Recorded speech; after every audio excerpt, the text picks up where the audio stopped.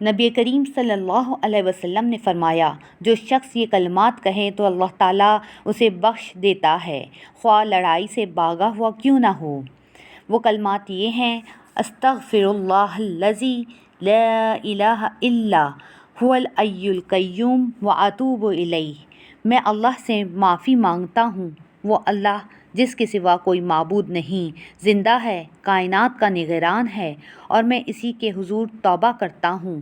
लड़ाई से भागा हुआ का मतलब ये है कि लड़ाई यानी मैदान जंग से फ़रार कबीरा गुनाह है, लेकिन कबीरा गुनाह भी खालिस तौबा से माफ़ हो जाता है। इस हदीस में जो कहा गया है कि अस्तग़फिरुल्लाह पढ़ने से ये गुनाह भी माफ़ हो जाता है, तो इसका मतलब तौबा और इस्तिग़फ़ार ही है, जिससे हर छोटा बड़ा गुनाह माफ़ हो जाता है। महज़ ज़बान से रस्मी तौर पर अस्तग़फिरुल्लाह पढ़ लेना ही काफ़ी है।